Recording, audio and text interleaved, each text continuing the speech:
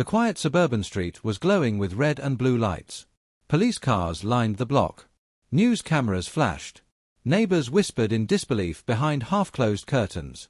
This was supposed to be one of the safest places in Wichita, Kansas, a town where people waved to each other every morning, where families felt safe letting their kids ride bikes after dinner. But on that cold February night in 2005, safety was a lie. Inside a small, ordinary house at 6220 Independence Street, detectives were uncovering something that would shock not just Wichita, but the entire country. The man they had just arrested, a calm, polite, church-going husband named Dennis Rader, was not just anyone. He was the BTK Killer. The man who had haunted Wichita for 3 decades. The man who had sent taunting letters to police, describing his crimes in chilling detail. The man who had disappeared without a trace, leaving behind 10 unsolved murders. Now he was standing quietly in an interrogation room, wearing glasses and a tucked-in shirt, looking more like a schoolteacher than a serial killer. When detectives asked him his name, he didn't hesitate. He looked straight ahead and said in a flat, steady voice, "I'm BTK. That's what you wanted, right?" For a few seconds, no one spoke. The air in the room turned heavy. Officers who had spent half their careers chasing this invisible killer stared in disbelief. Could this really be him?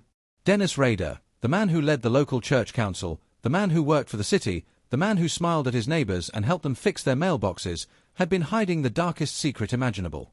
He had been living a double life, and no one had noticed. But how did it all start? How could a man who seemed so ordinary be capable of such horror? To understand that, we have to go back to the beginning, back to 1974, when Wichita first learned the name BTK. It was a cold morning on January 15, 1974. The Otero family lived in a small home on Edgemore Street. Joseph and Julie Otero were parents to 5 children.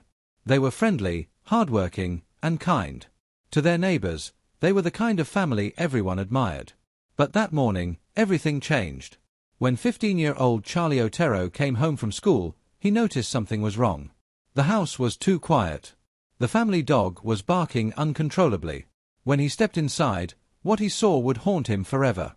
His parents, Joseph and Julie, and 2 of his younger siblings, Josephine and Joseph Jr., were all dead. They had been tied up and strangled. Each body was carefully arranged, as if the killer had taken his time. The police were stunned. Wichita had never seen anything like it. There were no signs of forced entry, no fingerprints, no motive. Whoever did this had planned every detail. At first, investigators thought it might have been a robbery gone wrong. But nothing valuable was missing. Instead, the scene told a different story, one of control, power, and cruelty. The killer would later confess that he had been watching the Oteros for weeks. He called them a project. He learned their routines, studied when they left for work, when the kids went to school, and when the house would be quiet. On that January morning, he decided to make his move. He knocked on the door pretending to be a man in need. Once inside, he pulled out a gun, not to shoot, but to scare them. What he really wanted was control. He tied them up, one by one, and strangled them slowly.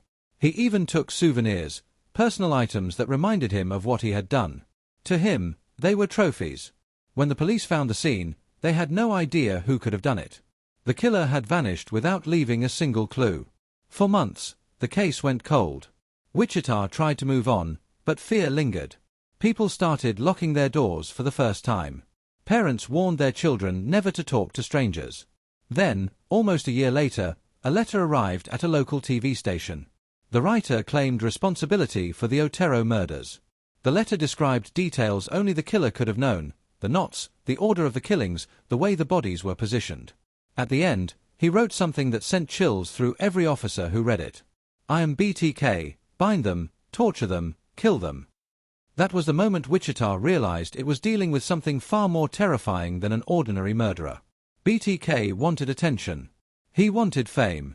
He wanted people to know he was out there, watching, waiting, planning his next project. Over the next few years, Wichita lived in fear. The BTK killer struck again, sometimes after a few months, sometimes after years of silence. He killed Catherine Bright in 1974, attacking her and her brother when they came home from college. Her brother, Kevin, survived the attack and gave police their first description of the killer: a man in his late 20s, calm and methodical, as if he were reading from a script.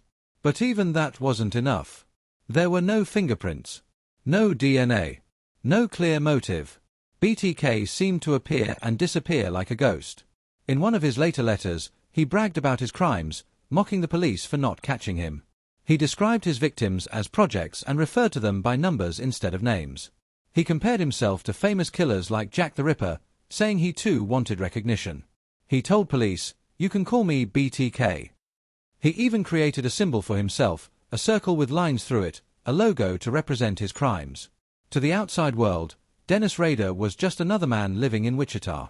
He got married, had 2 children, and took a job at ADT Security, where he installed alarm systems in people's homes. Ironically, many of his customers were families terrified of BTK. They didn't know the very man installing their alarms was the killer they feared. Rader also became active in his church. He served as president of the church council, organized events, and led community projects. His neighbors described him as friendly and responsible, a man who cared about safety and order. But behind closed doors, Dennis Rader was living another life entirely. He wrote in journals about his fantasies, his projects, and his desire to control people. He built hit kits, boxes filled with ropes, tape, and tools he used during his attacks. He even took photographs of himself in disguises, pretending to be tied up like his victims. He called these moments his dark play. Years went by. Then, in 1977, BTK killed again, this time a woman named Shirley Vian, and later, Nancy Fox. Each crime followed the same ritual: stalking, breaking in, binding, torturing, killing, and then vanishing. After each murder, BTK would disappear for years, blending perfectly into his normal life. Police grew frustrated. Some even wondered if he had moved away or died. But he was still there. He was just waiting. In 1985, BTK returned, and this time, the victim was someone he knew personally. Her name was Maureen Hedge, and she lived only a few houses down the street. That night, Rader attended a church meeting. He smiled, shook hands, and helped clean up afterward. But after the meeting, he didn't go home. He changed clothes, parked his car, and walked to Maureen's house. He broke in and waited in the dark. When she came home, he attacked. Later, he brought her body back to his church, the same church where he prayed, and took photographs of her in disturbing poses. Then he returned her body to another location, cleaned up, and went home to his family as if nothing happened. No one suspected a thing. Years later, when the FBI finally opened his storage locker, they found those photographs, along with the rope he used, the tape, and a diary where he wrote about each killing in cold, matter-of-fact detail.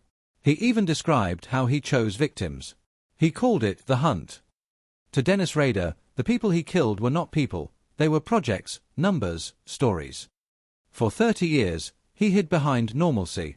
His mask was so perfect that even his own daughter believed he was the best father in the world.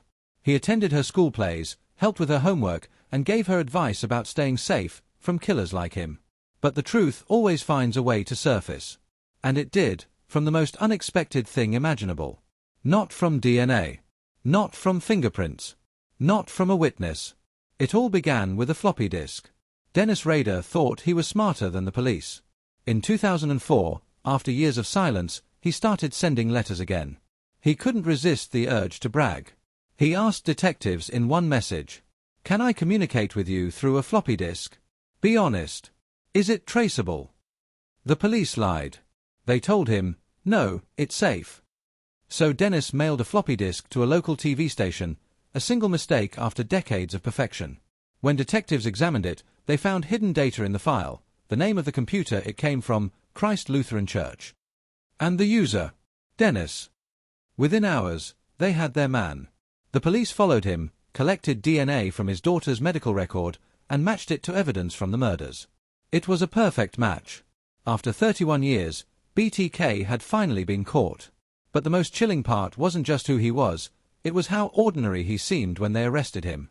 He didn't scream or run. He simply looked at the officers and said, "Why now?" The killer who lived next door had finally been found. But what he revealed in his confession was even darker than anyone imagined. And that's where the story truly begins. The interrogation room was silent except for the faint hum of the ceiling light. Dennis Rader sat across from 2 detectives, his hands resting on the table. He didn't look like a man who had just been caught after 30 years of murder. He looked calm, almost relieved.